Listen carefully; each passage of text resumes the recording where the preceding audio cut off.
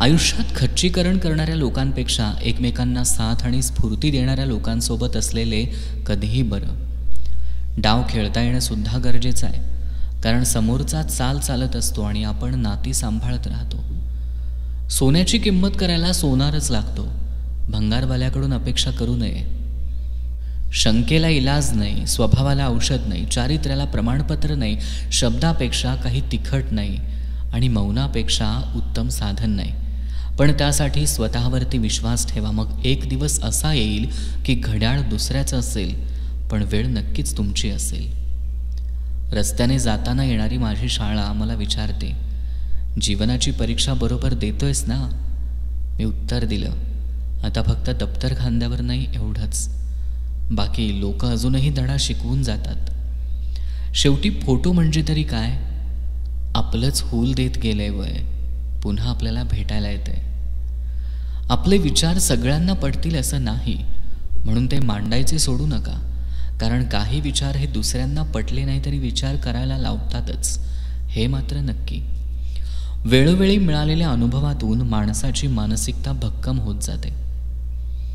आपलेपणाचा मुखवटा घालून खूप लोक जवळ येण्याचा प्रयत्न करतात. मोकळेपणानं आपण त्यांना आपली सुखदुःख सांगतो आणि त्याच लोकांकडून त्यांचा गावभर बोभाटा होतो. त्यांना आपली आयती एक गंमत सापडते. तत्वाचं पालन करणारा वाकत तर नाहीच, पण मोडतही नाही. प्रेम सक्सेस होण्यासाठी लग्न करायलाच पाहिजे असं नाही. एकमेकांना आनंदी पाहणं हे सुद्धा प्रेमच आहे. काही गोष्टी अशा बंद डोळ्यांनी अनुभवाव्या, त्यांची स्मरणात राहण्याची शक्ती काही वेगळीच असते. गरिबाला वर्तुळ समजावून सांगताना भाकरीचं उदाहरण दिलं की त्याला ते लगेच समजतं. तुम्ही खूप मोठे व्हा, आज नायकी वापरा, उद्या आदिदास वापरा, पण बाप आणि त्याचे कष्ट कधीच विसरू नका.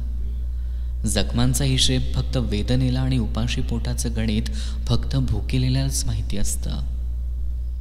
एका स्मशानभूमीत बाहेरचा फलक, तुला अखेर इथंच यायचं होतं, येता येता आयुष्य संपून गेलं. या जगण्यापासून तुला काय मिळालं? तुझ्या लोकांनीच तुला जाळून टाकलं. आयुष्यातला पहिला लंगोट त्याला खिसा नव्हता आणि हे शेवटचं कफन त्याला पण खिसा नाही.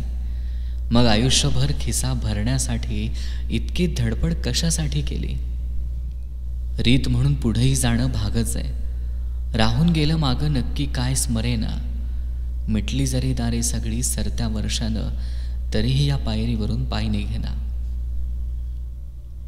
जेव्हा परिस्थिती अत्यंत वाईट असते तेव्हा असा विचार करा की आता यापेक्षा काहीतरी चांगलं घडेल आणि आलेली वाईट परिस्थिती बदलण्यासाठी मी अथक प्रयत्न करीत राहीन.